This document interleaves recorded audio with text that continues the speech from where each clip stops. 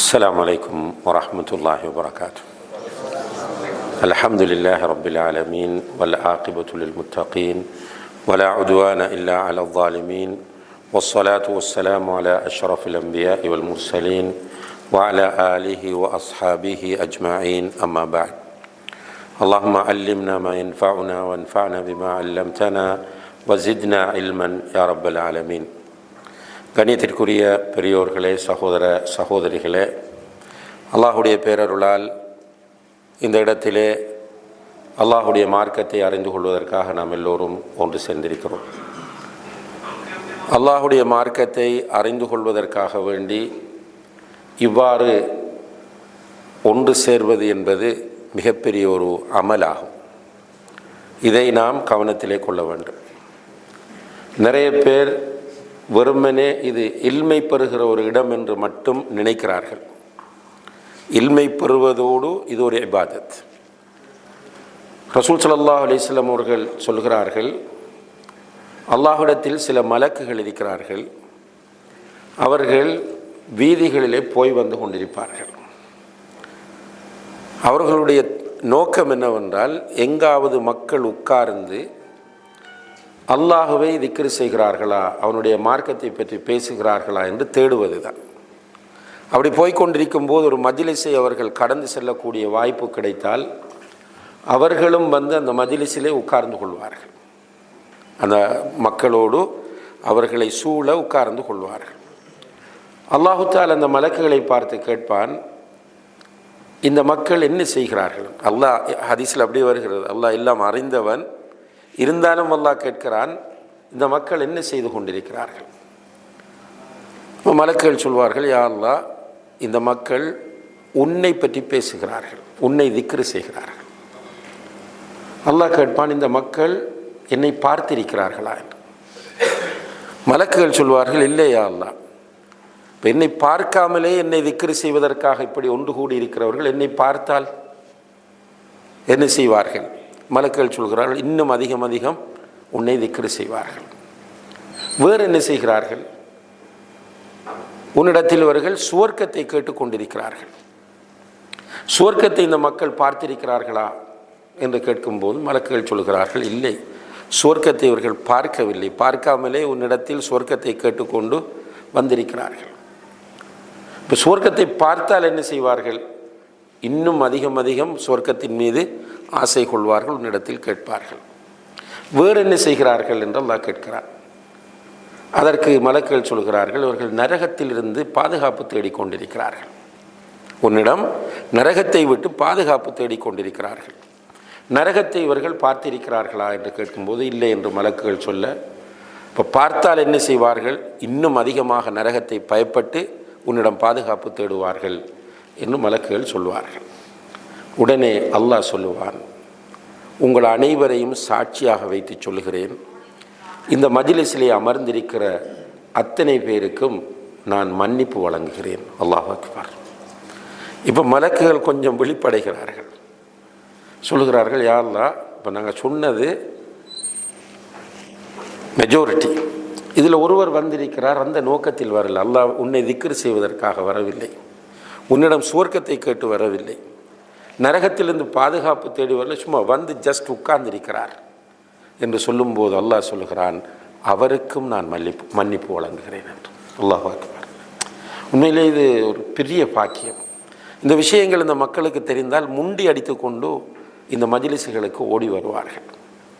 உண்மையிலே அல்ஹம்துலில்லாஹ், நாம் ஆரம்பத்திலிருந்து சொல்லி கொண்டு வருவது போல அல்லாஹு தஆலா யாருக்கு நலவை நாடுகிறானோ அவர்களுக்கு இந்த பாக்கியத்தை தருகிறான். அந்த வகையில் அல்லாஹுக்கு நிறைய ஷுக்குர் செய்வோம்.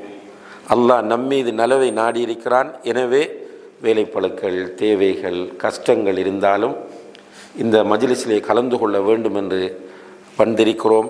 எனவே அல்லாஹு தஆலாவுடைய மன்னிப்பு நமக்கு இருக்கிறது என்ற அந்த சுப செய்தியோடு நாம் இஸ்லாமிய இல்லத்தை பற்றிய சில முக்கியமான தகவல்களை இன்றைய வகுப்பிலே உங்களோடு பகிர்ந்து கொள்ளலாம்னு நினைக்கின்றேன். அன்புள்ள சகோதர சகோதரிகளே, இல்லம், வீடு என்பது எல்லோருக்கும் தேவையான ஒன்று. இதில் யாரும் மாற்று கருத்து கொள்ள மாட்டார்கள். அதிலும் பெரும்பாலும் சொந்தமாக ஒரு வீடு இருந்தால் அது பெரிய மகிழ்ச்சியாகும். சொந்தமாக வீடு இல்லாவிட்டாலும் நாம் தங்குவதற்கு நமக்கு ஒரு வீடு வேண்டும். அது வாடகைக்கு நாம் எடுக்கக்கூடிய வீடாக இருக்கலாம், அல்லது நமக்கு அன்பளிப்பாக கிடைக்கக்கூடிய வீடாக இருக்கலாம். எப்படியோ நாம் தங்குவதற்கு நமக்கு ஒரு வீடு தேவை. இந்த வீட்டை உருவாக்குகிற போது நாம் கவனிக்க வேண்டிய சில விஷயங்கள் இருக்கின்றன.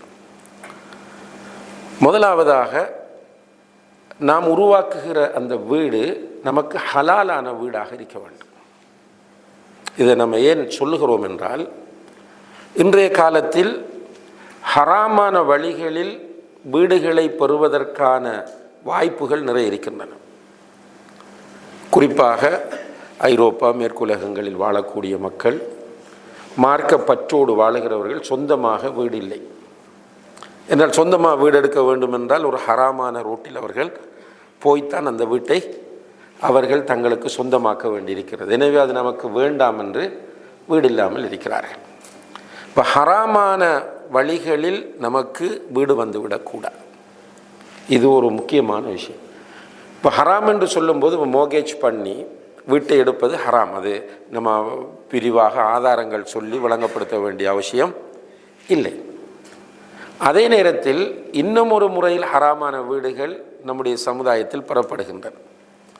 அது என்னென்று கேட்டால், இப்போ இந்தியா, ஸ்ரீலங்கா போன்ற சில இடங்களிலே, அதிலும் எல்லா ஊர்களிலும் இல்லாவிட்டாலும் சில பிரதேசங்களில் மனைவிமாரிடத்தில் வீடு கேட்பது. திருமணம் முடிக்க போனால் முதலாவது அவர்களுடைய கண்டிஷன் வீடு இருக்கிறதா, வீடு இருந்தால்தான் முடிப்பேன் என்று சொல்வது. இப்போ அல்லாஹு தஆலா அல் குர்ஆனில் என்ன சொல்கிறான் என்றால், நிறைய விஷயங்கள் இஸ்லாமிய பாரம்பரியம் என்ற சட்டம் என்று வந்தால் ஹலால், ஹராம், வாஜிப், ஃபர்த் அப்படித்தான் சட்டம் என்றது. ஒரு பாரம்பரியம் இருக்கிறது. அந்த பாரம்பரியத்தில் மணமகளை தேடுவதா அல்லது மணமகனை தேடுவதா என்று கேட்டால், மணமகன்தான் பொன் தேட வேண்டும், மணமகளை தேட வேண்டும். இதுதான் ரசூல் ஸல்லல்லாஹு அலைஹி வஸல்லம் காலத்தில் இருந்து வரக்கூடிய மாறி தேடினால் தப்பு இல்லை. ஆனால் நம்முடைய ஒரு மரபு அங்கே மாறுகிறது. அதே போல குர்ஆன் வலியுறுத்துகிறது நமக்கு என்னென்றால், நீங்கள் திருமணம் முடித்தால் உங்களுடைய மனைவியை நீங்கள் எங்கு குடியிருக்கிறீர்களோ அங்கே இருக்க வையுங்கள் என்று அல்லாஹு தஆலா குர்ஆன் சொல்கிறான். அப்போ நாம் இருக்கிற இடத்தில் தான் மனைவியை கொண்டு வர வேண்டும். இதுதான் அசில்.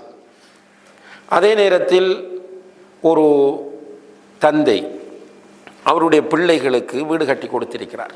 ஒரு தந்தைக்கு 3 பெண் பிள்ளைகள் இருக்கிறார்கள். 3 பெண் பிள்ளைகளுக்கும் ஆளுக்கு ஒரு வீடு நீதமாக கட்டி கொடுத்திருக்கிறார்கள் என்றால், மனைவிக்கு ஒரு வீடு இருக்கிறது. அது கிஃப்ட், தந்தையால் கிடைத்த ஒரு கிஃப்ட். இந்த வீட்டில் கணவன் போயிருக்கலாமா என்று கேட்டால், மனைவி விரும்பினால் தாராளமாக போயிருக்கலாம். அதில் எந்த தடையும் கிடையாது.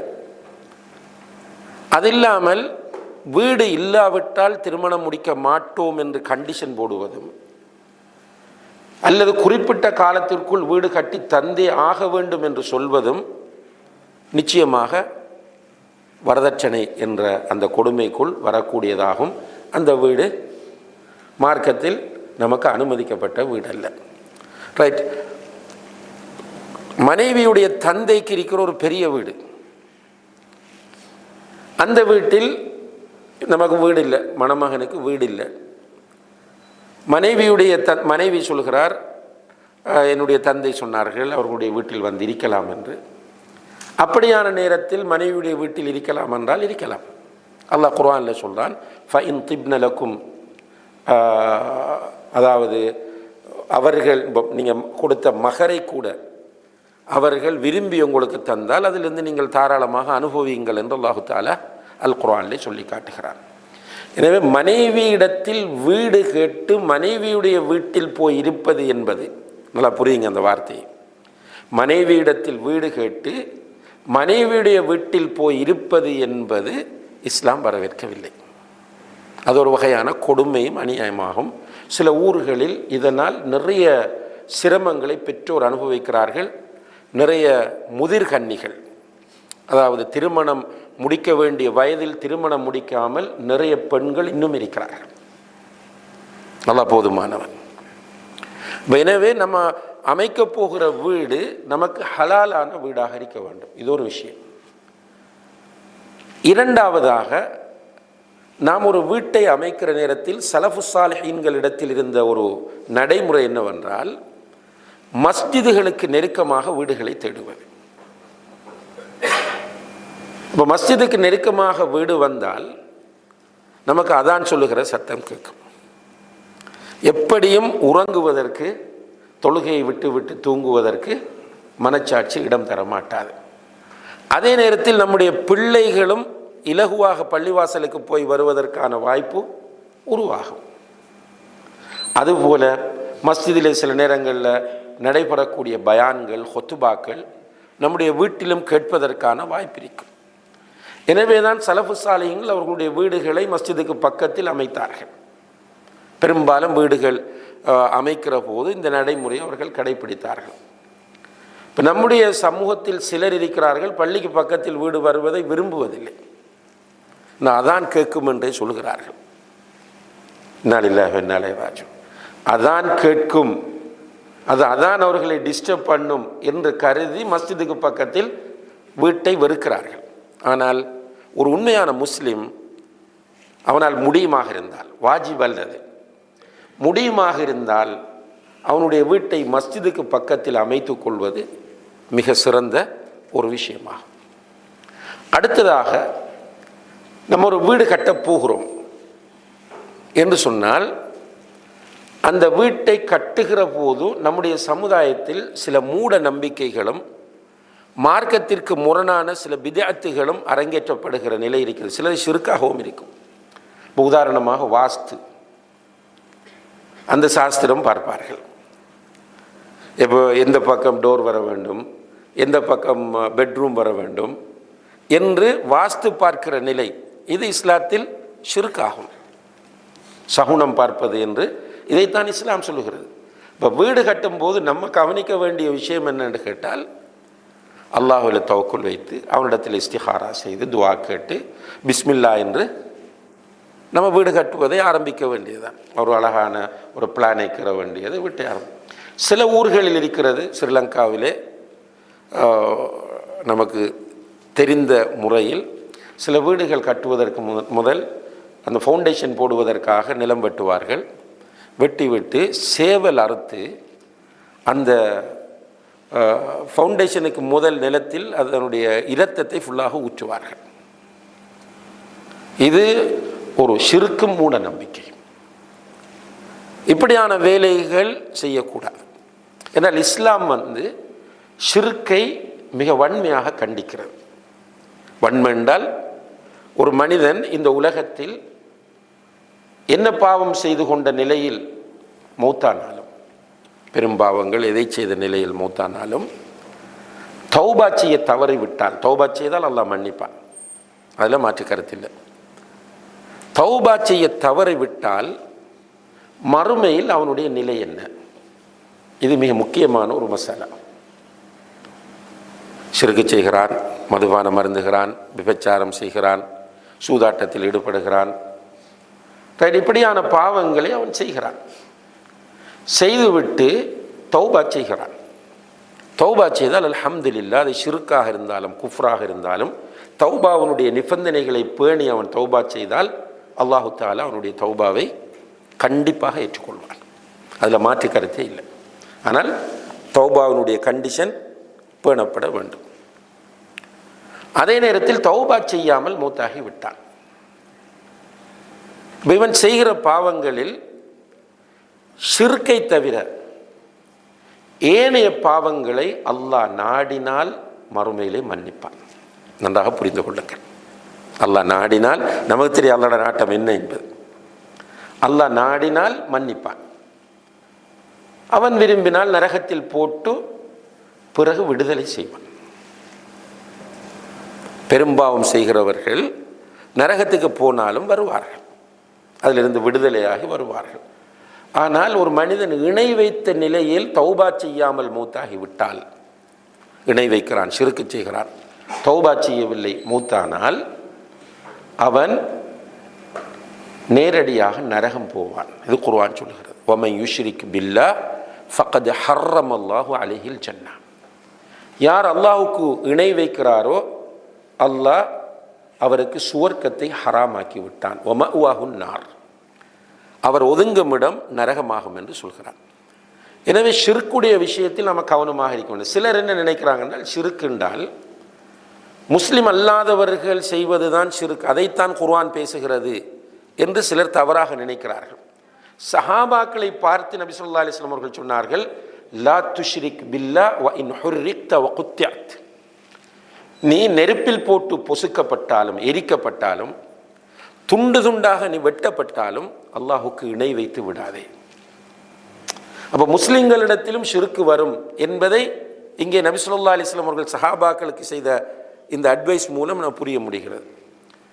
சூரா யூசுஃபிலே அல்லாஹு தஆலா சொல்கிறான், வமா யுமினு அக்ஸருஹும் பில்லாஹி இல்லா வஹும் முஷ்ரிகூன். அவர்களில் அதிகமானவர்கள் ஈமான் கொள்ளுகிறார்கள், ஆனால் முஷ்ரிக்குகளாக இருக்கிறார்கள். அப்போ ஈமான் கொண்ட பிறகும் நம்மிடத்தில் ஷிர்க்கு வரும். அந்த ஷிர்க்கு வராமல் இருக்க வேண்டும் என்றால் தௌஹீதை படிக்க வேண்டும், ஷிர்க்கை தெரிய வேண்டும். ஒரு அறிஞர் சொல்லுகிறார், அரஃப்து ஷர்ர லா லிஷ்ஷர்ரி வலாக்கின் லித்தவக்கீஹி. நான் பாவங்களை அறிந்து கொண்டேன், செய்வதற்காக அல்ல, அதிலிருந்து என்னை பாதுகாத்துக் கொள்வதற்காக என்று சொல்கிறார். ஹுதைபத்து பின் யமான் ரலியல்லாஹு அன்ஹு அவர்கள் ரசூல் ஸல்லல்லாஹு அலைஹி வஸல்லம் அவர்களிடம் அதிகமாக பாவங்களை பற்றி தான் கேள்வி கேட்பார்கள். அதற்கு அவர்கள் சொல்லுகிற காரணம், நான் இப்படி ஏன் அதிகமாக பாவங்களை பற்றி கேட்கிறேன் என்றால், மகாஃபத அன் யுத்ரிகனி, அந்த பாவம் என்னை வந்து சேர்ந்து விடும் என்கிற பயத்தில் என்று சொன்னார்கள். எனவே அன்புள்ள சகோதர சகோதரிகளை, சிம்பிளாக எடுக்கக்கூடிய ஒரு விஷயம் அல்ல இது, சீரியஸாக எடுக்க வேண்டிய ஒரு விஷயம். நம்முடைய சமுதாயத்தில் பெரும்பாலானவர்கள் இதை சிம்பிளாக எடுத்ததனால் இன்று ஷிர்குல் அக்பர் என்று சொல்லக்கூடிய பெரிய ஷிர்கில் மிகப்பெரிய அளவில் நம்முடைய சமுதாயம் மூழ்கி இருப்பதை பார்க்கிறோம். குறிப்பாக இந்த தர்காக்களிடத்தில் நம்ம போய் பார்த்தால், தர்காக்கு போகிற ஷிர்க் என்பது ஒரு பக்கம் இருக்கு, அங்கே அவர்கள் செய்யக்கூடிய ஷிர்க்குகள் பார்க்கிற போது நாம் எல்லோரும் இரத்த கண்ணீர் வடிக்க வேண்டிய அளவுக்கு ஷிர்க்கில் ஈடுபடுகிறார்கள். ஆனால் இல்ம் இல்லை. இந்த இடத்தில் இல்மை போதிக்க வேண்டியவர்கள் அவர்களுடைய பங்களிப்பை சரியாக செய்யவில்லை என்பதும் ஒரு பிரச்சனையாகும். இப்போ நம்முடைய தாவா எங்கே இருக்குப்பா, நீங்கள் வந்தால் நம்ம நின்று பேசுகிறது, வெள்ளிக்கிழமை மெம்பர்லேருந்து கொத்துபா பண்ணுறது அல்லது பள்ளியில் பயன் பண்ணுறது, நம்ம அந்த மக்களுடைய இடங்களுக்கு போய் தாவா செய்வது என்பது மிக அரிதாகி வந்து விட்டது. போக வேண்டும், அந்த மக்களுக்கு சொல்ல வேண்டும். அவர்கள் இல்மில்லாமல் செய்வார், நாளைக்கு நம்மை சுட்டி காட்டுவார்கள். இப்போ உங்களுக்கு தெரிகிறது, இப்போ ஒரு வீடு கட்டும்போது இந்த வாஸ்து சாஸ்திரம் பார்ப்பது அல்லது இவ்வாறு ஜின்களை கொண்டு உதவி தேடி அவர்களுக்காக வேண்டி சேவல் அறுத்து ஏதாவது பண்ணுவது போன்ற விஷயங்கள் ஷிர்க் என்பது நமக்கு தெரிந்து நம்முடைய ஃபேமிலியில் உள்ளவர்களுக்கு இதை சொல்லாமல் இருந்தால் நாளைக்கு அவர்கள் சொல்லுவார்கள், இவர் எனக்கு சொல்லித்தரலான். அல்லாஹ்விடத்தில் நம்ம மாட்டிக்கொள்ள வேண்டி வரும். இந்த இடத்துல நம்ம தாயிகள் பெரிய அளவில் தவறு விடுகிறோம் என்பதுதான் என்னுடைய புரிதலாகும். அல்லாஹு ஆலம். இப்போ நம்ம வரக்கூடியவர்களுக்கு மட்டும் சொல்லும், வராதவங்களுக்கு போய் சேர்க்கறதுக்கான ரூட் இல்லை நம்மகிட்ட. எனவே இந்த ஷிர்க்கை பொறுத்தவரையில் அன்புள்ள சகோதர சகோதரிகளே, ஷிர்க்கை எப்படி சொல்வது, பாவம் எப்படி என்று சொல்வதாக இருந்தால் ஒப்பிட்டு சொல்ல முடியாது. எந்த ஒரு பாவத்தை உலகத்தில் ஒப்பிட முடியாது. கொலையாக இருக்கலாம், கொள்ளையாக இருக்கலாம், விபச்சாரமாக இருக்கலாம், நஅூது பில்லாஹ் ஒரு மஹரமோடு விபச்சாரம் செய்வதாக இருக்கலாம். எல்லா பாவங்களை ஒன்று சேர்த்தாலும், இந்த உலகத்தில் இருக்கிற எல்லா பாவங்களை ஒன்று சேர்த்து ஒரு தராசில் வைத்து, ஒரு தராசின் ஒரு தட்டில் வைத்து ஷிர்க்கை ஒரு தட்டில் வைத்தால் எது வெயிட் கூடிய பாவமாக இருக்கும்? ஷிர்க்கு தான்.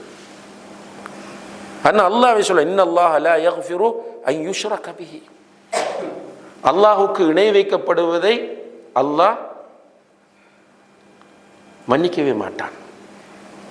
வயக்ஃபிரு மா தூன ذلك لمن يشاء, ஷிர்க் அல்லாத ஏனைய பாவங்களை அவன் நாடியவர்களுக்கு மன்னிப்பான். எனவே நம்முடைய வீட்டை அமைக்கும் போது ஷிர்கான காரியங்கள் நடக்காமல் பார்த்து கொள்ள வேண்டும்.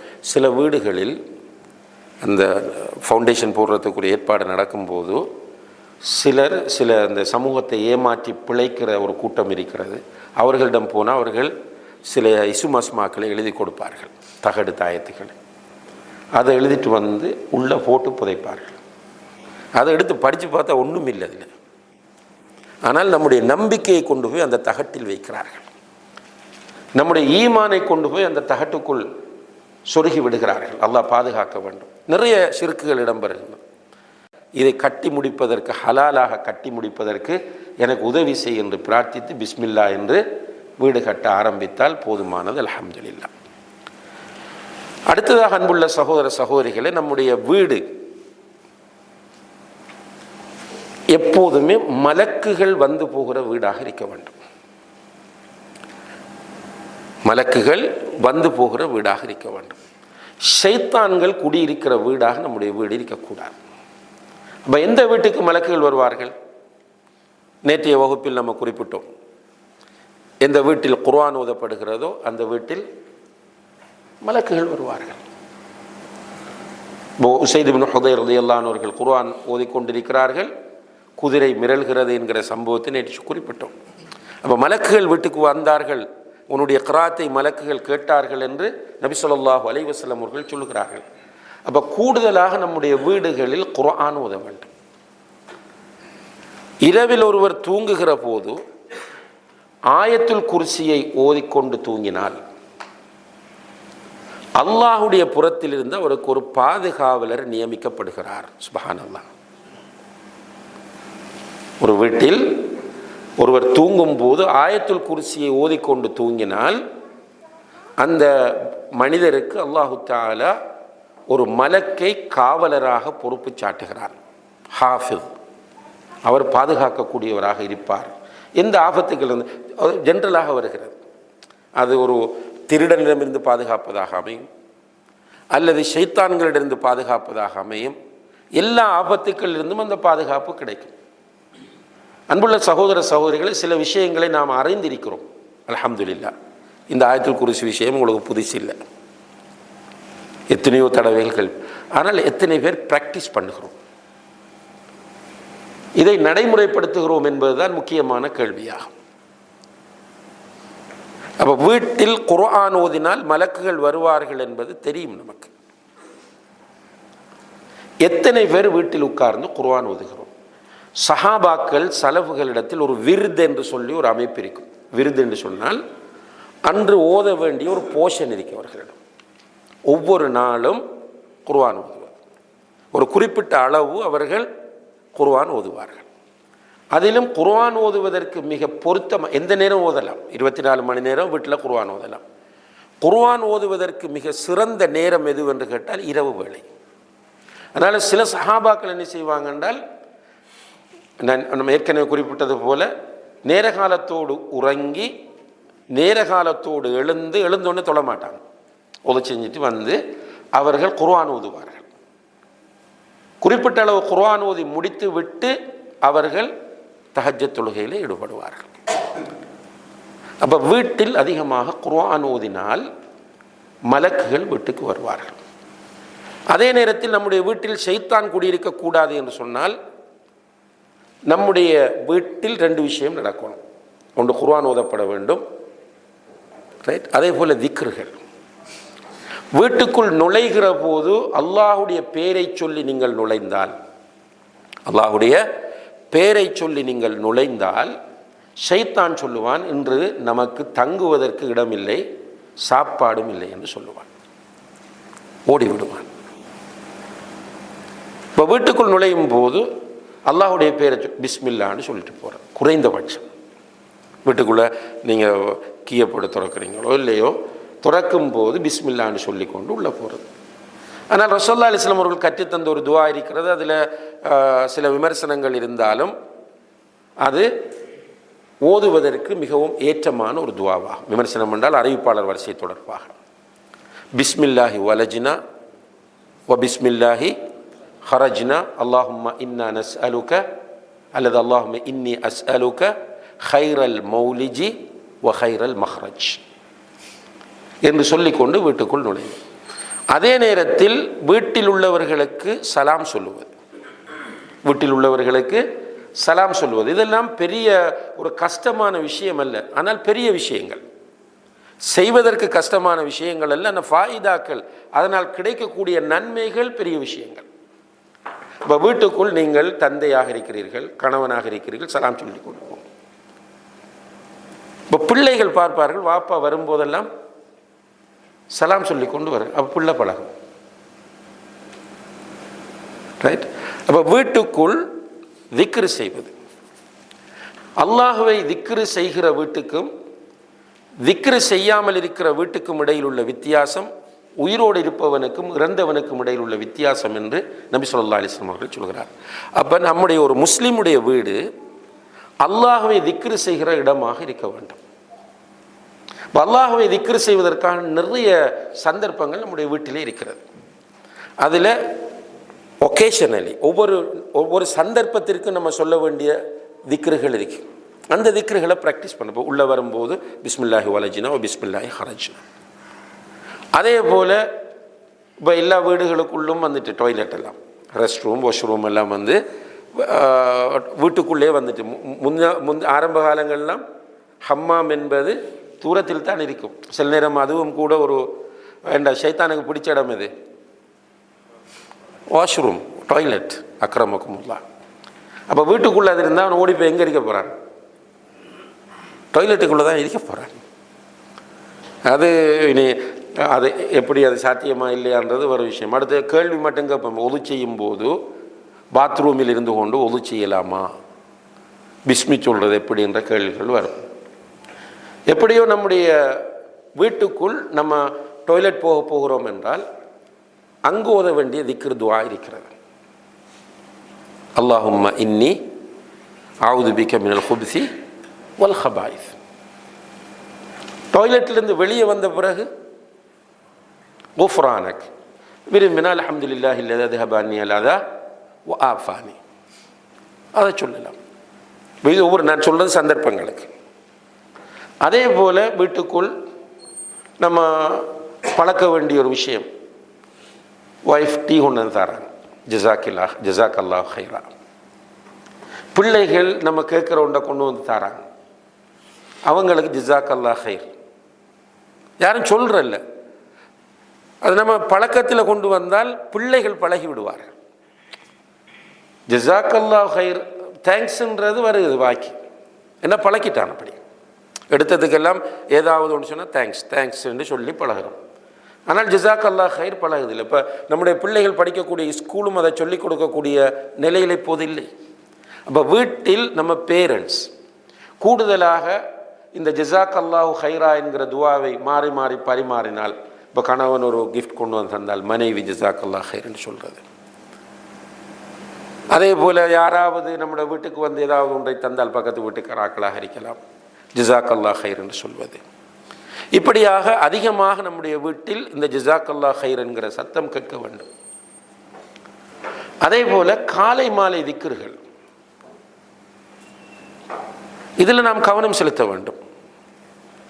இப்போ காலையில் நம்ம ஓத வேண்டிய திக்ருகள் நிறைய இருக்கின்றன. இது எஸ்பெஷலாக பெண்கள் இதை கவனத்தில் எடுங்கள். ஏனென்றால் என்னுடைய அனுபவத்தில் நான் சொல்லுகிறேன்,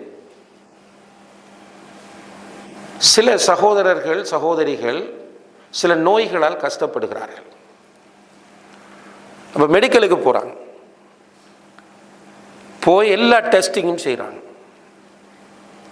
ஆனால் எந்த ஒரு நோயும் டயக்னோஸ் பண்ணப்படுவதில்லை.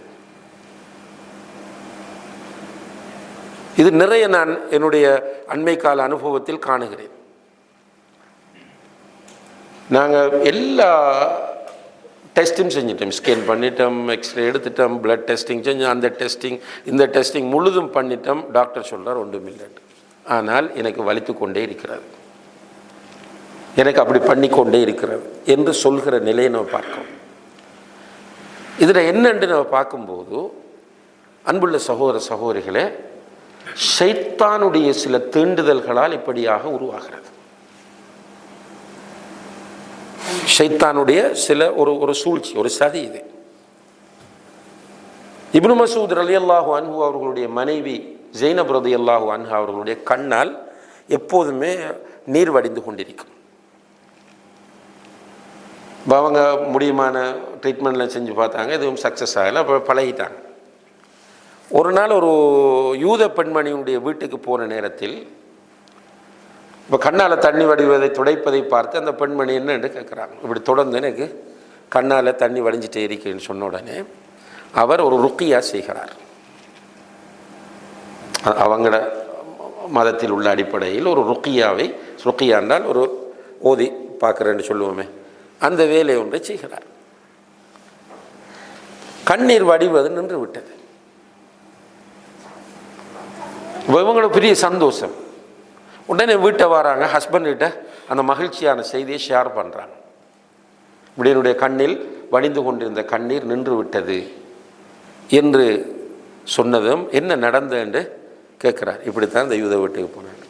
உடனே ரசூலுல்லாஹி அலைஹி வஸல்லம் அவங்கள்ட்ட போவாங்க. அவங்களுக்கு பயம் வந்துச்சு. இப்னு மசூத் எல்லாம் ரசூலுல்லாஹி அலைஹி வஸல்லம் அவங்கள்ட்ட கூட்டிகிட்டு போனால் விஷயத்தை சொன்ன போது ரசூல் ஸல்லல்லாஹு அலைஹி வஸல்லம் அவர்கள் சொன்னார்கள், உன்னுடைய கண்ணில் ஒரு ஷைத்தான் குத்தி கொண்டிருந்தான். சுப்ஹானல்லாஹ். அந்த ருக்கியா செய்யப்பட்டதும் அவன் ஓடிவிட்டான். அப்போ நம்முடைய வீடுகளில் அதிகமாக திக்ருகள் ஓதப்பட்டால் ஷைத்தான் நம்முடைய வீட்டுக்குள்ளே வரமாட்டான். அதே போல நம்முடைய பிள்ளைகளுக்கு நம்ம தாய்மார் நிறைய ருக்கியா செய்ய வேண்டும். ரசூலுல்லாஹி அலைஹி வஸல்லம் அவர்களிடத்தில் யாராவது குழந்தைகளை கொண்டு வந்து கொடுத்தால் அவர்கள் உஈதுக பிகலிமாத்தில்லாஹி தம்மா மின் குல்லி ஷைத்தானின் வஹாம்மா ஓ மின் குல்லி ஐனின் லாம்மா என்று ஓதுவார்கள். அவர்களுடைய பேர பிள்ளைகள் ரெண்டு பேரையும் உஈதுக்குமா பிகலிமாத்தில்லாஹி தம்மா மின் குல்லி ஷைத்தானின் வஹாம்மா ஓ மின் குல்லி ஐனின் லாம், அதாவது அல்லாஹுடைய வார்த்தைகளை கொண்டு உங்களை நான் காவல் பண்ணுகிறேன். எதிலிருந்து? உஈதுக பிகலிமாத்தில்லாஹி தம்மா மின் குல்லி ஷைத்தான், எல்லா ஷைத்தான்களிடமிருந்தும். அதே போல் வஹாம்மாண்டா அந்த விசஜந்துக்கள், ஒமின் குல்லி ஐனின் லாம்மா, பாதிப்பை ஏற்படுத்தக்கூடிய கண் திருஷ்டியிலிருந்தும். அப்போ இதெல்லாம் இருக்கு. ஷைத்தானுடைய தீண்டுதல் இருக்கிறது, கண் திருஷ்டி இருக்கிறது, இந்த விசஜந்துக்களுடைய பாதிப்பு இருக்கிறது. அப்போ நம்ம அல்லாஹ்விடத்தில் பிள்ளைகளை பாதுகாப்புக்காக வேண்டி பிரார்த்திக்க வேண்டும். இதை இந்த துஆவை ஓதுவது சுன்னா. இப்போ நிறைய தந்தைகளுக்கும் இது தெரியாது, தாய்மார் நிறைய என்று சொன்னால் நினைக்க 99% ஆக்களுக்கு இது தெரியாது. அப்போ இப்படியான இப்போ காலை மாலை திக்ருகள், இப்போ காலையில் ஓத வேண்டிய திக்ருகள் ஒரு தொகை இருக்கிறது, மாலையில் ஓத வேண்டிய திக்ருகள் நிறைய இருக்கின்றன. சாப்பிடும்போது பிஸ்மில்லான்னு சொல்கிறது, சாப்பிட்டு முடிந்ததுக்கு பிறகு அல்ஹம்துலில்லாஹி அல்லதி அத்அமனி ஹாதா வரஸகனிஹி மின் கைரி ஹவுலி மின்னி வலா குவா அல்லது அல்ஹம்துலில்லாஹி அல்லதி கசானா வ கஃபானா வ ஆவானா என்று வரக்கூடிய அந்த துஆ. ஒரு புதிய ஆடை அணியும் போது அல்ஹம்துலில்லாஹி அல்லதி கசானி ஹாதா தௌப மின் கைரி ஹவுலி மின்னி வலா குவா. தும்முகிற போது அல்ஹம்துலில்லாஹ்னு சொல்கிறது. அதற்கு கேட்டுக்கொண்டிருக்கிறவர்கள் இரஹமுக் அல்லாஹ் சொல்கிறது. தும்மியவர் திரும்ப யஹ்தீகுமுல்லாஹ் வ யுஸ்லிஹ் பாலக்கும் என்று சொல்கிறது. இதெல்லாம் வீட்டுக்குள் நடைமுறையில் இருக்க வேண்டும். இப்போ கொஞ்சம் கற்பனை பண்ணுங்க, நம்முடைய வீட்டில் குர்ஆன் ஓதப்படுது, ரைட்? நம்முடைய வீட்டில் திக்ருகள் செய்யப்படுகின்றன. ஒருவர் தும்மினா அல்ஹம்துலில்லாஹ் சொல்கிறார், மற்றவர் இரஹமுக் அல்லாஹ்னு சொல்கிறார், துஆக்கள் யஹ்தீகுமுல்லாஹ்னு துஆ. அந்த வீடு எப்படி இருக்கும்? எந்த வீட்டில் சூரத்துல் பக்கரா ஓதப்படுகிறதோ அந்த வீட்டிலிருந்து ஷைத்தான் விரண்டு ஓடுவான். இப்போ நான் மனச்சாட்சியோடு உங்களிடம் கேட்கிறேன், உங்களுக்குள்ளே நீங்கள் பதில் சொல்லிக் கொள்ளுங்க. எத்தனை பேர் உங்களோட வீட்டில் நீங்கள் இதுகால வரை ஒரு தடவையாவது சூரத்துல் பக்கரா ஓதி முடிச்சிருப்பீங்க? எவ்வளோ நேரம் எடுக்கும்? சூரத்துல் பக்கரா ஓதுறதுக்கு எத்தனை நாள் எடுக்கும்? ஒரு மாதம் எடுக்குமா? இல்லை, ஜஸ்ட் ஃபஜ்ர் தொழுதுட்டு உட்கார்ந்தோம் என்றால் திக்ர் முடிஞ்சதுக்கு பிறகு ஒரு 1 ஹவருக்குள்ள அல்லாஹ்வோட உதவியை கொண்டு ஓதி முடிச்சிடலாம் அல்ஹம்துலில்லாஹ்.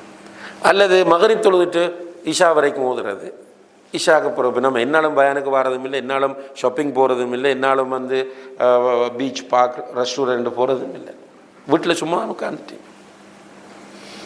ஆனால் நம்ம ஓதின எக்ஸ்பீரியன்ஸ் நமக்கு இல்லை, அதனுடைய முக்கியத்துவமும் புரியலை. ஆனால் வீடு முஸ்லீம் வீடு,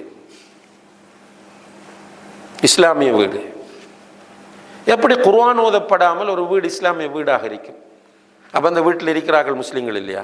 முஸ்லீமுடைய வீடு, ஆனால் அந்த வீட்டில் குர்ஆன் ஓதப்படுவதில்லை என்றால் இருக்கிறவர்கள் முஸ்லீம்கள் இல்லை என்று வந்துவிடும். அல்லாஹ் பாதுகாக்க வேண்டும்.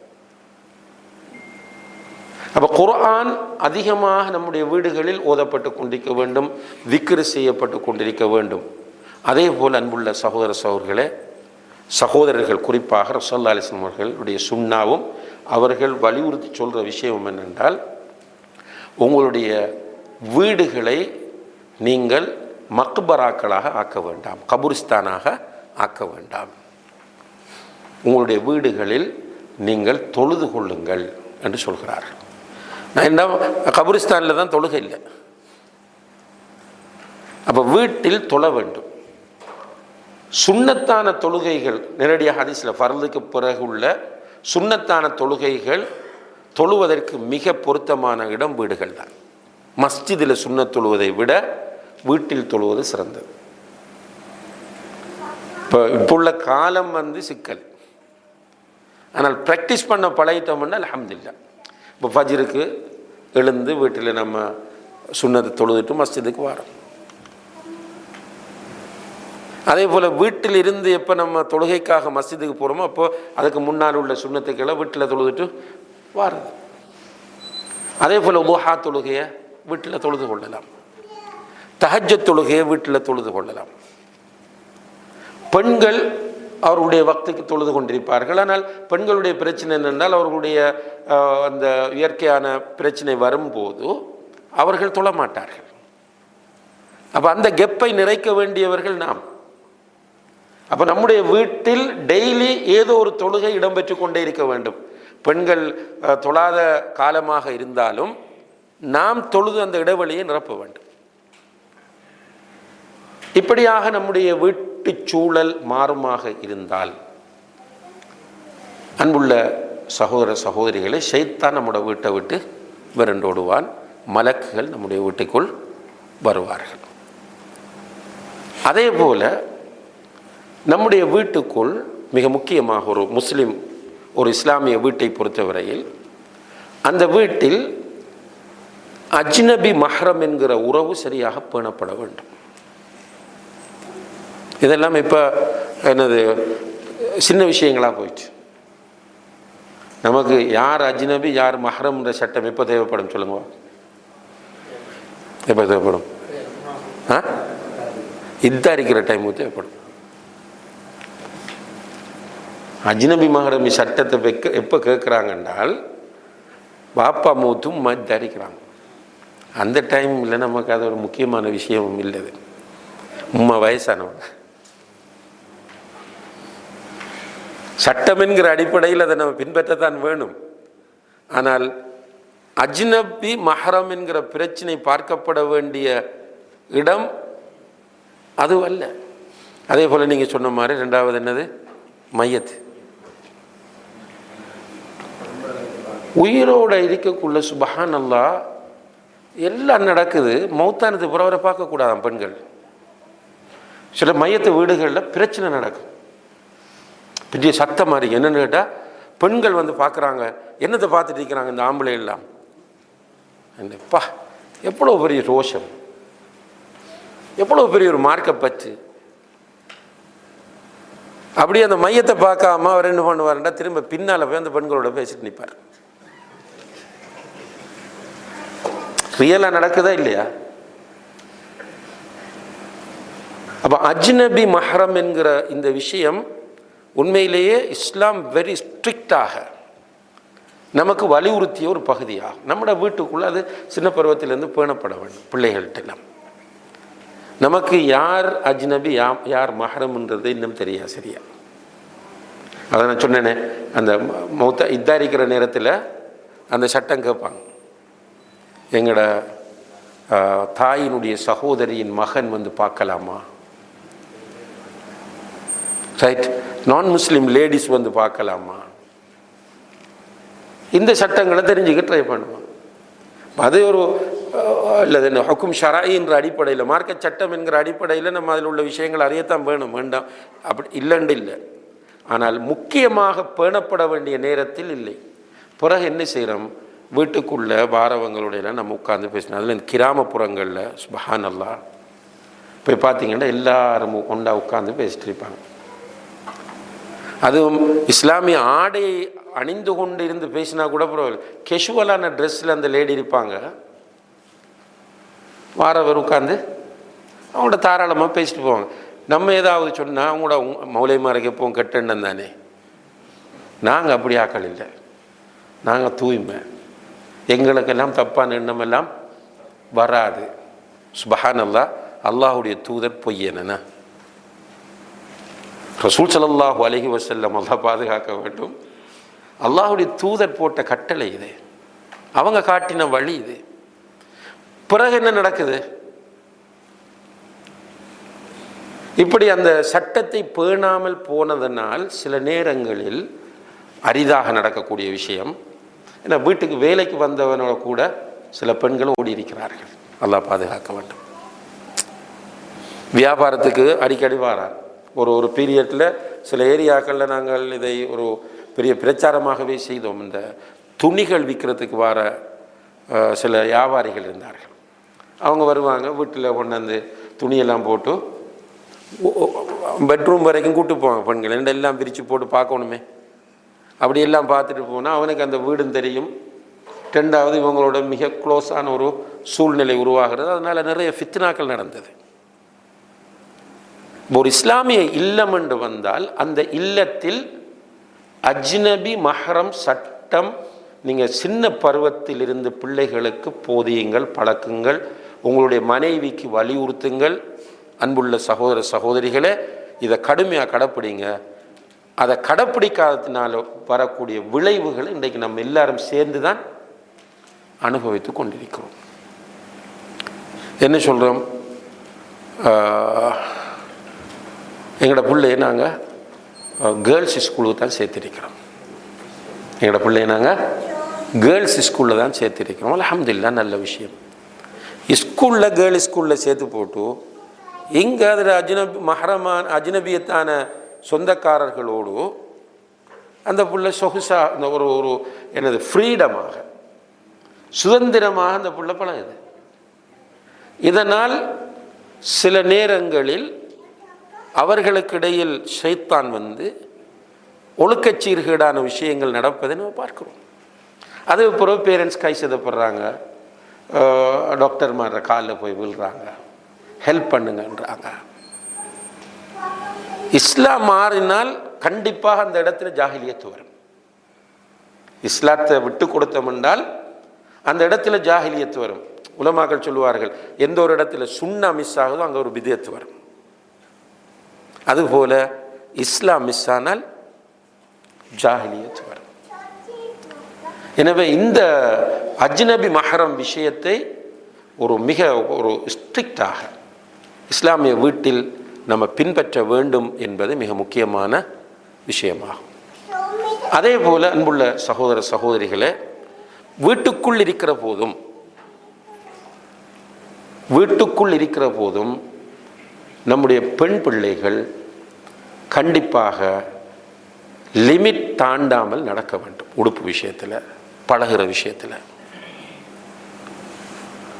ஒரு தந்தை என்றாலும் கூட தந்தைக்கு முன்னால் முழுமையாக ஒரு மகள் தன்னை காட்ட முடியாது. தந்தைக்கு முன்னால் உடுக்கிறதுக்கு ஒரு அளவு இருக்கிறது. அந்த அளவை ஒரு பெண் பேண வேண்டும். ஒரு பெண் பிள்ளை பேணும். தாய்மார் அதில் கவனமாக இருக்க வேண்டும். இது இஸ்லாம் சொன்னது. நம்ம கணக்கெடுக்காம விட்டதுனால இன்றைக்கு சிலர் வந்து நம்மகிட்ட கேட்பாங்க. ஆரம்பத்தில் நாங்கள் காலேஜ் செய்கிற நேரம் டே ஸ்காலர் சிஸ்டத்தில் செய்தோம். சில தாய்மார் வந்து சொல்லுவாங்க, எங்களோட பிள்ளைய உங்களோட காலேஜில் சேர்க்க விரும்புகிறோம்னு சொல்லுவாங்க. அப்போ நம்ம அதுக்கு தேவையான தகைமைகளை கேட்டுட்டு அல்ஹம்துலில்லாஹ் நீங்கள் உங்களோட பிள்ளையை சேர்க்கலாம், ஹாஸ்டல் இருக்கான்னு கேட்பாங்க. நம்ம சொல்ல ஹாஸ்டல் இல்லைன்னு. ஹாஸ்டல் இல்லைன்றால் என்னுடைய பிள்ளையை நான் சேர்க்கலை, நான் அந்த பிள்ளையை சேர்க்க விரும்பினதே ஹாஸ்டலில் விட வேண்டும் என்று சில தாய்மார் வாய் திறந்து மனம் விட்டு சொல்லியிருக்கிறார்கள். வீட்டில் தந்தையோடு பிள்ளையை வைக்கிறதுக்கு பயமாக இருக்கின்றது. நஅூதுபில்லா. ஏனென்றால் உள்ளம் கெட்டுப்போனால் ஒன்றும் புரியாது. உள்ளம் கெற காலத்தில் தான் வாழ்ந்து கொண்டிருக்கிறோம். நான் சொன்னேன் நேற்றைய ஹதீஸில், ஃபித்னாக்கள் உள்ளத்துக்கு எடுத்து காண்பிக்கப்படும். ஃபித்னாவை உள்வாங்க உள்ளம் செத்து போய் கரைபடிந்த உள்ளமாக அது மாறி தலைகீழாக கவிழ்க்கப்பட்ட கிண்ணம் போல மாறும். நன்மை தீமை ஒன்றும் அதுக்கு புரியாது என்று இது இப்போ நடந்து வருதுன்னா இதையும் இப்போ விட்டம் என்றால் இப்போ இதை பேசுகிறது சில நேரம் நெகட்டிவ் இம்பேக்டை கூட ஏற்படுத்தலாம். அல்லாஹ் பாதுகாக்க வேண்டும். ஆனால் பேச வேண்டிய தேவை இருக்கிறது. இதை பேசாமல் விட்டால் இன்னும் கொஞ்சம் காலம் என்றால் எல்லோருடைய கையிலும் ஃபோன், எல்லோரும் ஆபாசத்தை விரசத்தை எந்த நேரமும் பார்த்து கொண்டிருக்கிறார்கள். இப்படி பார்த்து கொண்டிருக்கும் போது ஷைத்தான் அவர்களை தூண்டிக்கொண்டே இருப்பான். இது ஒரு பெரிய ஆபத்தாகும். எனவே அன்புள்ள சகோதர சகோதரிகளே, உங்களோட வீட்டில் உள்ள பிள்ளைகள், பெண் பிள்ளைகள், உங்களோட மகனுக்கு முன்னால், உங்களுடைய கணவனுக்கு முன்னால் அவர்கள் லிமிட்டோடு நடந்து கொள்வதற்கான வழிகாட்டல் கண்டிப்பாக கொடுக்கப்பட வேண்டும். அது ஒரு இஸ்லாமிய வீட்டில் இருக்க வேண்டிய மிக முக்கியமான விஷயமாகும்.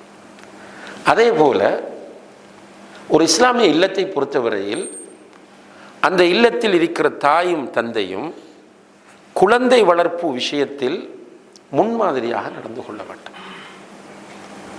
இப்போ குறிப்பாக ஒரு குழந்தை 3 வயதாகும் போது, இது நான் சொல்கிற தகவல் பழைய தகவல், புதுசு எனக்கு தெரியாது. ஒரு குழந்தை 3 வயதாகும் போது அந்த குழந்தையின் ஆளுமை உருவாக்கப்படுகிறது. ஒரு ஆண் குழந்தை தன்னுடைய தந்தையை பார்க்கிறான், பெண் குழந்தை தாயை பார்க்கிறாள். இது உளவியல் ரீதியாக சொல்லப்பட்ட ஒரு உண்மை. அப்போ நாம் தந்தைகள் பிள்ளைகளுக்கு முன்மாதிரியாக இருக்க வேண்டும். இப்போ ஃபோன் பார்க்காதே என்று மகனை கண்டித்து விட்டு ஃபோனை கொடுக்காம விட்டுட்டு நம்ம எந்த நேரம் ஃபோனில் இருந்தால் அது அவனுக்கு எந்த தாக்கத்தையும் ஏற்படுத்தாது. நம்ம ஃபோன் ஆஃப் பண்ணி வச்சுட்டு சில சகோதரர்கள் நம்ம பார்த்தோம், அல்ஹம்துலில்லாஹ் சந்தோஷமாக இருந்துச்சு. அவர் சில வீடுகளுக்கு போனால் அவர் சும்மா அந்த சின்ன ஃபோன் என்னென்னு கேட்டால், இந்த ஸ்மார்ட் ஃபோன் வாட்ஸ்அப் பார்க்குறதுக்காக பிள்ளைகள் எல்லாம் தூங்கிய பிறகு மட்டும்தான் நாங்கள் எடுக்கிறோம். பிள்ளைகள் இருக்கிற நேரத்தில் நார்மல் ஃபோன் தான் நாங்கள் யூஸ் பண்ணுறோம் என்று சொல்கிறார்கள். அல்ஹம்துலில்லாஹ் அவர்கள் ஒரு விஷன் உள்ள, ஒரு டார்கெட் உள்ள பேரண்ட்ஸ். இப்போ சில பேரண்ட்ஸ் இருக்கிறார்கள், குழந்தைகளுக்கு முன்னால் எல்லா ஜாஹிலியத்துகளையும் ஈடுபடுவார்கள். இப்போ சில தாய்மார் வருவார்கள், சொல்லுவார்கள், என்னுடைய கணவன் வேறு பெண்களோடு தொடர்பாக இருக்கிறார் ஃபோனில். எனக்கு என்ன கவலை என்று கேட்டால், என்னுடைய மகளுக்கு தெரியும் அது, என்னுடைய மகனுக்கு தெரியும் அது. அந்த பிள்ளைகளுடைய எதிர்காலத்தை நினைத்து எனக்கு பயமாக இருக்கிறது. இவரோட வாழலாமா இல்லையா இப்படி கேட்கிறார்கள். அப்போ இந்த வாப்பா யோசிக்கணும், அல்லாஹ் அமானிதமாக தந்தது இந்த குழந்தை சும்மா கிடைக்கல. குழந்தை பாக்கியம் இல்லாத ஒருவருக்குத்தான் தெரியும் இது எவ்வளோ பெரிய ஒரு கிஃப்ட் என்பது. ஒருவருக்கு அல்லாஹ் நீதியானவன், அவன் குழந்தையை தரவில்லை என்று சொன்னால் கண்டிப்பாக அதில் ஹைர் இருக்கும். இருந்தாலும் கூட குழந்தை கிடைப்பது என்பது ஒவ்வொரு தம்பதியினுடைய பெரிய ஒரு கனவு, ஆசை. இப்போ குழந்தை கிடைக்க தாமதமானால் கவலைப்படுகிறார்கள், துஆ செய்கிறார்கள், உம்ராவுக்கு போகிறார்கள், நேர்ச்சை செய்கிறார்கள். அதையும் தாண்டி ட்ரீட்மெண்ட்டுக்கு இறங்குகிறார்கள், ஊரில் ட்ரீட்மெண்ட் செய்கிறார்கள், வெளியூருக்கு போகிறார்கள், வெளிநாட்டுக்கு போகிறார்கள், நிறைய செலவு செய்கிறார்கள் ஒரு குழந்தை கிடைக்கிறதுக்காக. நமக்கு அல்லாஹு தஆலா ஈஸியாக ஒரு குழந்தையை தந்த பிறகு அந்த குழந்தை ஒரு அமானிதம் என்பதை புரியாமல் நடக்கக்கூடிய பேரண்ட்ஸ் தான் இன்றைக்கு அதிகம். அதனால தான் அந்த பிள்ளைகளுடைய ஃப்யூச்சரை இப்படி நாசமாக்குகிறார்கள். ஸ்கூலில் குறை சொல்கிறோம், என்வைரன்மெண்ட்டை குறை சொல்கிறோம், ஊரை குறை சொல்கிறோம். ஆனால் நம்முடைய நிலையை நம்ம மாற்றிக்கிறதுக்கு ரெடி இல்லை. மானிட்ட சொல்ல பள்ளிக்கு போகண்டு பாப்பா போக மாட்டார். சில தந்தைகள் இருக்கிறார்கள், அவர்கள் ட்ரக்ஸுக்கு அடிக்ட், அல்லது அடிக்ட் இல்லாட்டியும் ட்ரக்ஸ் யூஸ் பண்ணுவாங்க, அல்லது லிக்கர் யூஸ் பண்ணுவாங்க. ஸ்மோக் பண்ணுவாங்க. ஆனால் பிள்ளைகளை சொல்லுவாங்க நீ அது பண்ணக்கூடாது. அது மாதிரி தான் தாய்மார். சில பெண்கள் இருக்கிறார்கள், பிள்ளைகளுக்கு தெரியும் அந்த பெண் வேறொரு நபரோடு தொடர்பு என்பது. அப்போ பிள்ளைகளுக்கு முன்மாதிரியானவர்களாக ஒரு இஸ்லாமிய வீட்டில் வாழக்கூடிய தாயும் தந்தையும் இருக்க வேண்டும். அந்த குழந்தைகளுக்கு அவர்கள் நல்ல வழிகாட்டல்களை கொடுக்க வேண்டும். குழந்தைகளோடு நேரம் ஒதுக்க வேண்டும். ரசூல் ஸல்லல்லாஹு அலைஹி வஸல்லம் அவர்கள் வீட்டை வருவாங்க. ஸ்பெஷலாக ஹசன் ஹுசைன் ரலியல்லாஹு அன்ஹு, அதே மாதிரி உமைமா இருந்து கொண்டு அந்த முதுகை சமமாக ஆக்கி கொண்டு சொல்லுவாங்க, உங்களுடைய குதிரை வந்து விட்டது ஓடி வந்து ஏறுங்கள் என்று சொல்வார். உங்களுடைய குதிரை வந்து விட்டது ஓடி வந்து ஏறுங்கள். பிள்ளைகள் ஏறினதுக்கு பிறகு சவாரி செய்வார்கள் வீட்டுக்குள்ளே குழந்தைகளை ஏற்றி கொண்டு. இதெல்லாம் நம்ம அனுபவிச்சது தானே. நம்மளோட பாப்பா அம்மா நம்மளை அப்படி ஆட்டினாங்க, தாலாட்டி செஞ்சாங்க, தூக்கினாங்க, விளையாடினாங்க. அல்ஹம்துலில்லாஹ் அதனுடைய தாக்கத்தை பார்க்குறோம். அந்த பெற்றோரால் வளர்க்கப்பட்ட பிள்ளைகள் நம்ம எப்படி இருக்கிறோம்? ஹெல்த்தியாக இருக்கிறோம், உளவியல் ரீதியாக ஆரோக்கியமாக இருக்கிறோம். நம்மால் வளர்க்கப்படுகிற பிள்ளைகள் ஆரோக்கியமாக இல்லை. என்னால் அதுக்கு டைம் கொடுக்க நம்மளால் முடியுதில்லை. எனவே இஸ்லாமிய வீடு என்பது கணவன் மனைவி, பிறகு பிள்ளைகள், பெற்றோர்கள், இதுதான் மெயினாக இருக்கக்கூடிய இஸ்லாமிய வீடாகும். அந்த வீட்டில் இருக்கிற அத்தனை பேருக்கும் மத்தியில் பரஸ்பர புரிந்துணர்வு, முன்மாதிரி கண்டிப்பாக இருக்க வேண்டும். ரசூலுல்லாஹி அலைஹி வஸல்லம் அவருடைய வீடு அப்படித்தான் இருந்தது. மனைவிமாருக்கு நல்ல டைம் கொடுப்பாங்க. மனைவிமாரோடு இருந்து சில நேரம் விளையாடுவார்கள். ஒரு நாள் ரசூல் ஸல்லல்லாஹு அலைஹி வஸல்லம் அவர்கள் ஒரு மனைவியோட வீட்டில் இருக்கிறாங்க. இன்னும் ஒரு மனைவி ஒரு உணவு கொண்டு வராங்க. அது தட்டுப்பட்டு கீழே விழுந்து விட்டது.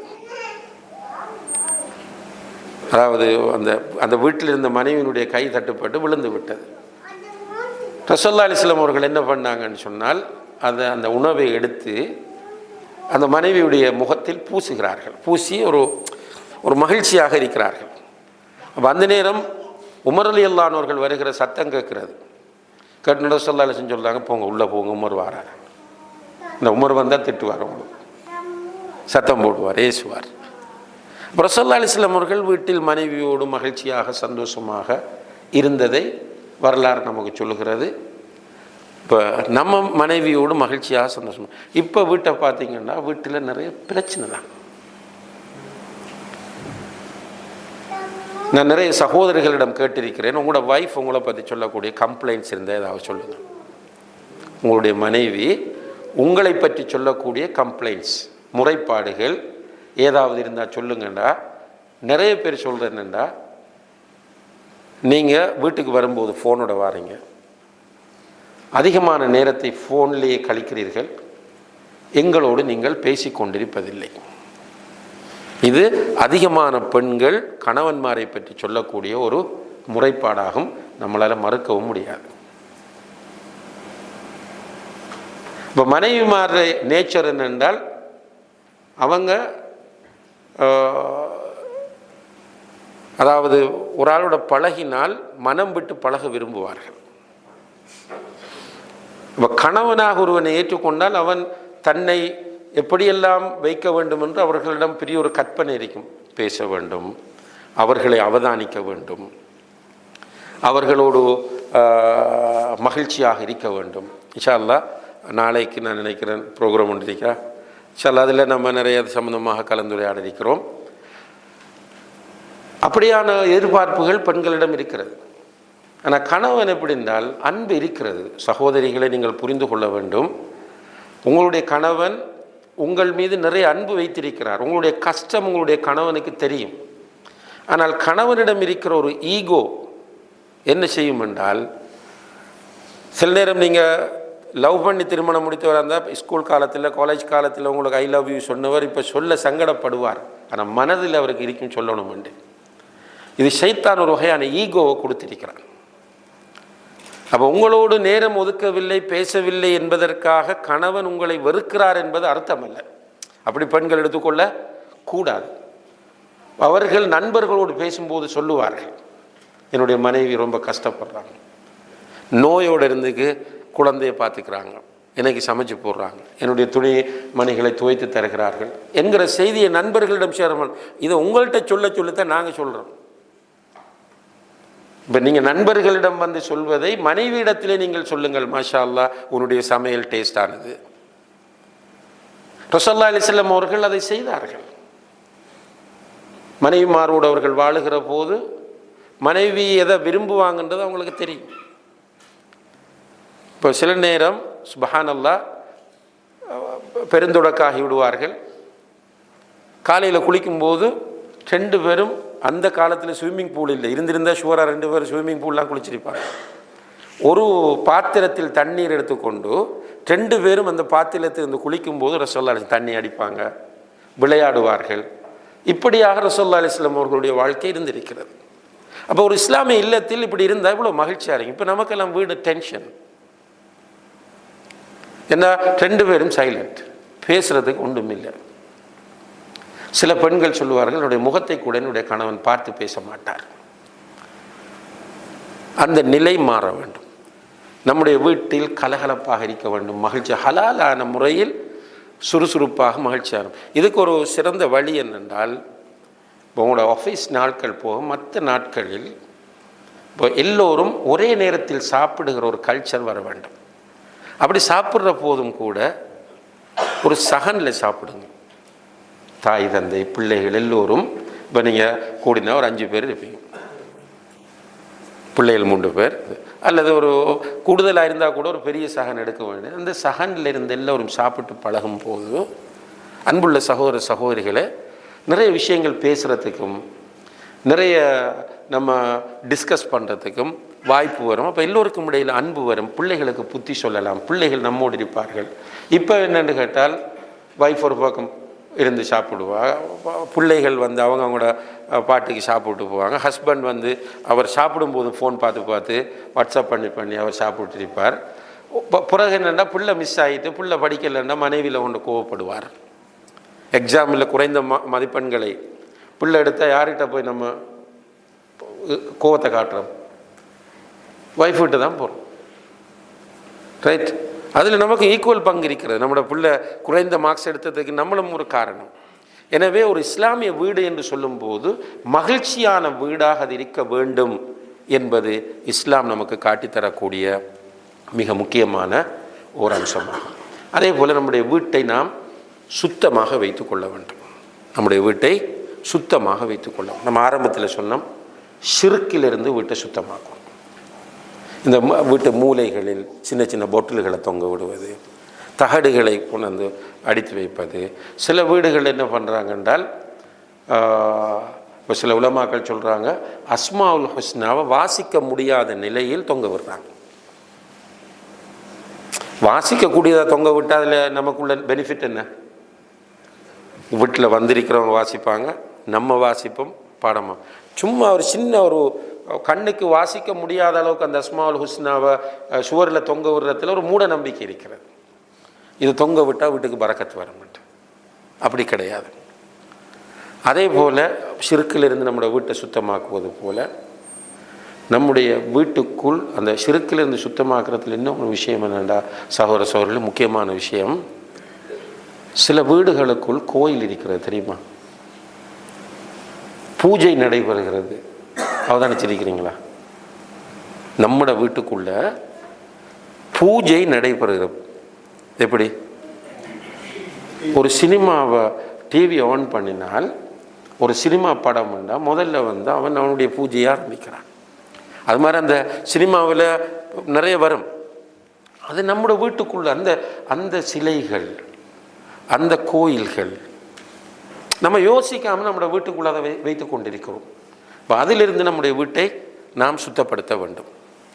அதே போல் ரசூல் ஸல்லல்லாஹு அலைஹி வஸல்லம் அவர்கள் சொன்னார்கள், லா ததுகுலுல் மலாயிகத்து பைத்தன் ஃபீஹி கல்புன் வலா தசாவீர், அல்லது ஒசூரா. எந்த வீட்டில் நாயும் உருவப்படங்களும் இருக்கிறதோ அந்த வீட்டுக்குள் மலக்குகள் வரமாட்டார்கள். அப்போ நம்மளோட வீட்டுக்குள்ளே பெட் நாய் வளர்க்க முடியாது. இப்போ வளர்ந்துட்டு வருது. இதெல்லாம் வந்து கல்ச்சராக மாறிக்கொண்டு வருது. இப்போ நிறைய வீடுகளில் இப்போ எல்லார மைண்டும் எப்படின்னா நிறைய காசு கிடைக்குது, சம்பளங்கள். முதலெல்லாம் வெளிநாடுன்ற ஒரு நிலை இருக்கலை நம்மகிட்ட. இப்போ வெளிநாடு வந்துட்டு ஊருக்குள்ளே பிஸ்னஸ், சின்ன சின்ன ஆக்கள் எல்லாம் பிஸ்னஸ், எல்லோருடைய கையிலையும் காசு, பணம், கிரெடிட் கார்டு, டெபிட் கார்டு, இப்படி கார்டுகள் எழுதணும். இப்போ என்னென்னால் இப்போ நமக்கு அடுத்தது அவங்களோட கல்ச்சர். இப்போ ஒரு நாயை கொண்டு அந்த வீட்டுக்குள்ளே விடுறது. நாய் வளர்க்குறன்னா ஒரு தோட்டம் இருக்கிறது, நமக்கு ஆடு மாடுகள் எல்லாம் வைத்திருக்கிறோம். அதற்கு ஒரு சேஃப்டிக்கு நாய் வளர்க்குறேன்டா வளர்க்கலாம், ஒரு செக்யூரிட்டி மாதிரி. அல்லது வேட்டைக்காக நாய் வளர்க்கலாம். அது இல்லை, அந்த நாயை கொண்டு வேட்டையாடுற சிஸ்டம் இப்போ அருகி விட்டிருக்கிறது. வீட்டுக்குள், நம்மளோட பாதுகாப்பான வீட்டுக்குள் நாய் வரக்கூடாது. இதை நம்ம முன்கூட்டி சொல்லி வைக்கணும், நம்ம யோசிக்கலாம். ஆனால் ஒரு மணி நேரத்தில் நம்மளோட மகன் ஒன்று கொண்டு வந்துடுவான், நல்லா பாதுகாக்க வேண்டும். ரெண்டாவது, உருவப்படங்கள் எது என்பதில் அறிஞர்கள் மத்தியில் கருத்து வேறுபாடு இருக்கிறது. கையால் கீறப்பட்டவைகள் உருவப்படம் என்பதில் மாற்று கருத்தில்லை. ஒருவர் கையால் என்னை பார்த்து ஒருவர் கீறுகிறார், அது உருவப்படம். அல்லது ஒரு பறவையை கையால் கீறுகிறார், ஃபுல் பறவை வடிவத்தில், அது உருவப்படம். இதில் மாற்று கருத்தில்லை. ஃபோட்டோவாக வருவது உருவப்படமா இல்லையா என்பதில் கருத்து வேறுபாடு இருக்கிறது. அப்போ ஒரு முஸ்லீம் என்ன செய்ய வேண்டும் என்றால், எப்போதுமே கருத்து வேறுபாட்டுக்குள்ளிருந்து வெளியே வர வேண்டும். அப்போ இதில் இப்போ ஒரு ஃபோட்டோவாக இருக்கிற ஒன்றை நாம் வீட்டில் கொழுவலாமா இல்லையாமண்டா, இது கருத்து வேறுபாடு. நம்ம சேஃப்டி என்ன, கொழுவாமல் விடுவது. அல்ஹம்துலில்லாஹ், நம்மை நாம் பாதுகாத்துக் கொள்ளும். நமக்கு தேவை அல்லாஹுடைய ரஹ்மத், மலக்குகள் நம்முடைய வீட்டுக்கு வர வேண்டும். அப்போ சாதாரண இப்போ நம்ம சொன்னேன், ஒரு பறவை கையால் கீறுறோம், நம்ம கையால் சுவரில் பறவை கீறுறோம், அல்லது ஒரு பேப்பரில் கீறி சுவரில் ஒரு உயிருள்ள ஒரு பறவை, இது உருவப்படம் தான். ரைட். இந்த பறவை இந்த மனிதனை கையால் கீறி ஒட்டினாலோ அல்லது கீறினாலோ மலக்குகள் வரமாட்டாங்கன்னு சொன்னால், நம்மளோட வீட்டுக்குள்ளே நம்ம இன்றைக்கு ஃபோனில் பார்க்குற காட்சிகளுக்கு எப்படி மலக்குகள் வருவாங்க? இதான் நம்ம யோசிங்க. நம்ம கடைசியாக போய் நிற்கணும் அல்லாஹ் கிட்ட தான். சகோதர சகோதரிகளே, நம்மகிட்ட கோடிக்கணக்கில் பணம் இருக்கலாம், அறிவு இருக்கலாம், திறமை இருக்கலாம், செல்வாக்கு இருக்கலாம், எல்லாம் இருக்கலாம். நினைத்த நேரத்தில் செய்யக்கூடிய சூழ்நிலை வரலாம். ஆனால் இறுதியில் எங்கே போய் நிற்க வேண்டும்? இப்போ பெரிய ஒரு டாக்டருக்கு பிரச்சனை, அல்லது ஒரு ஆளுக்கு கேன்சர், அல்லாஹ் பாதுகாக்க வேண்டும். ட்ரீட்மெண்ட் செஞ்சோன்னா டாக்டர்ஸ் என்ன சொல்கிறாங்க? இதுக்கு மேலே எங்களால் முடியாது. இப்போ என்ன சொல்லுங்க? யா அல்லாஹ். இப்போ அல்லாஹுடைய தௌஃபீக், அல்லாஹுடைய ரஹ்மத், அல்லாஹுடைய உதவி என்பது மிக முக்கியம் லைஃப்பில். அதை மறந்துடாங்க. எல்லாத்தையும் தாரவன் அல்லாஹ் தான். நம்மளை இவ்வளவு ஹெல்த்தியாக வைத்திருப்பது, நமக்கு குழந்தையை தந்திருப்பது, ஒரு நல்ல மனைவியை தந்திருப்பது, ஒரு நல்ல கணவனை தந்திருப்பது, ஒரு நல்ல தொழிலை தந்திருப்பது, பொருளாதாரத்தை தந்திருப்பது, எல்லாமே ரப்புல் ஆலமீன். அந்த ரப்புல் ஆலமீனுடைய விருப்பத்திற்கு ஏற்ப நாம் வாழ்ந்தால் அல்ஹம்துலில்லாஹ். அப்படி வாழலைன்னால் அல்லாஹ் குர்ஆனில் சொல்றான், ஃபமன் ஷாஅ ஃபல்யுமின் வமன் ஷாஅ ஃபல்யக்ஃபுர். விரும்பினா ஈமான் கொள்ளுங்க, விரும்பாட்டி விடுங்க, அது உங்களோட சாய்ஸ். ஆனால் நீங்கள் ஈமான் கொண்டால் வெற்றி பெறுவீர்கள், நிராகரித்தால் நஷ்டமடைவீர்கள். எனவே அன்புள்ள சகோதர சகோதரிகள், நம்முடைய வீட்டை பெரும்பாவங்களிலிருந்து நாம் சுத்தப்படுத்த வேண்டும். ஷிர்கிலிருந்து சுத்தப்படுத்த வேண்டும், பெரும்பாவங்களிலிருந்து வீட்டை சுத்தப்படுத்தும். அதே போல் நஜிஸ்களிலிருந்தும் வீட்டை சுத்தப்படுத்த வேண்டும். அசுத்தமான விஷயங்கள் நம்முடைய வீட்டுக்குள் இருக்கக்கூடாது. இது இந்த நாட்டில் வாழக்கூடியவர்களுக்கு சில நேரம் பொருந்தாமல் இருக்கலாம், ஆனால் ஊரில் நிறைய பொருந்தும். எப்படின்னால், குழந்தைகள் சிறுநீர் கழிக்கும். அதில் உங்களுக்கு தெரியும், ஆண் குழந்தைகள் 2 வயசு வரைக்கும் சிறுநீர் கழித்தால் அந்த நஜீஸ் ஸ்ட்ராங்கான நஜீஸ் இல்லது, நார்மல் நஜீஸ். பெண் குழந்தைகள் எப்போவுமே கடுமையான நஜீஸ். அப்போ அந்த நஜீஸ், அந்த புள்ள சிறுநீர் கழித்த துணிகள் வீட்டுக்குள்ளே சும்மா கிடக்கும் ஒரு மூலையில். அதே மாதிரி இந்த பெம்பஸ் யூஸ் பண்ணுவாங்க, அதெல்லாம் சும்மா கிடக்கும், கலட்டி போட்டிருக்கும். அந்த வீட்டை போனாலே ஒரு பேட் ஸ்மெல் வரும், சிறுநீருடைய வாசம். அது அப்படி வீட்டை வைக்கக்கூடாது. மனிதனே அருவருப்படைகிறான். ரசூலுல்லாஹி அலைஹி வஸல்லம் அவர்கள் சொன்னார்கள், இந்த பள்ளிக்கு போகும்போது நீங்கள் பூண்டு, அந்த வெள்ளை வெங்காயம், அந்த வெள்ளை வெங்காயம் இங்கே தான் இருக்கு, அந்த வெங்காயங்கள் சாப்பிட்டு கொண்டு நீங்கள் போகாதீர்கள். ஏனென்றால் இன்னல் மலாஇகத ததஅத்தா மிம்மா யதஅத்தா மின்ஹு பனு ஆதம். மனிதர்கள் எதை கண்டு அருவருப்படுகிறார்களோ, சங்கடப்படுகிறார்களோ, அதை பார்த்து மலக்குகளும் சங்கடப்படுவார்கள். அப்போ வீட்டிலிருந்து வரக்கூடிய அந்த பேட் ஸ்மெல், அது நம்முடைய வீட்டுக்கு வரக்கூடிய மனிதர்களை சங்கடப்படுத்துது என்றால் நிச்சயமாக மலக்குகள் வரமாட்டாங்க. அதே போல் குப்பைகள் நஜிஸ் அல்ல, எல்லா குப்பைகளும் நஜிஸ் அல்ல. ஆனால் குப்பைகளிலிருந்தும் வீட்டை சுத்தப்படுத்த வேண்டும். ரசூலுல்லாஹி அலைஹி வஸல்லம் அவர்கள் சொன்னார்கள், நظிஃபு அஃப்னியதக்கும் வலா துஷப்பிஹுல் யஹூத். உங்களுடைய வீடுகளை, முற்றங்களை சுத்தமாக வைத்துக் கொள்ளுங்கள், யூதர்களுக்கு நீங்கள் ஒப்பாகாதீர்கள் என்று சொன்னார்கள். அவர் யூதன் குப்பையன், இதுதான் அதனுடைய அர்த்தம். குப்பைகளோடு வாழக்கூடியவர். நீங்கள் குப்பைகளோடு வாழக்கூடாது. அப்போ நம்முடைய வீட்டை எல்லா விதமான அசிங்கங்களிலிருந்தும் பாவங்களிலிருந்தும் சுத்தமாக நாம் வைத்து கொள்ள வேண்டும். அப்போ நம்முடைய வீட்டில் புறம் பேசுகிறது, அவதூறுகள் பேசுவது போன்ற காரியங்கள் எதுவுமே நடைபெறக்கூடாது. நம்முடைய பிள்ளைகளுக்கு முன்னால் உட்கார்ந்து வீட்டில் சண்டை செய்வது தவிர்க்கப்பட வேண்டும். இப்படி ஒரு இஸ்லாமிய வீட்டை கற்பனை பண்ணி பாருங்கள். அந்த வீட்டில் குர்ஆன் ஓதப்படுகிறது, திக்ரு செய்யப்படுகிறது, அன்பும் இரக்கமும் பாசமும் பரஸ்பரம் பரிமாறப்படுகிறது, அடிக்கடி தொழுகை நடைபெறுகிறது, ஹலால் ஹராம் பேணப்படுகிறது, எந்த பாவங்களும் அந்த வீட்டுக்குள் இல்லை. கொஞ்சம் யோசிச்சு பாருங்கள், அந்த வீடு நம்முடைய வீடாக இருந்தால். அல்லாஹு தஆலா அப்படியான ஒரு இல்லமாக நம் அனைவருடைய இல்லங்களையும் ஆக்கி தருவானாக. வ ஆஹிரு தஅவானா அனில் ஹம்துலில்லாஹி ரப்பில் ஆலமீன். வஸ்ஸலாமு அலைக்கும் வரஹ்மத்துல்லாஹி வபரகாத்துஹு.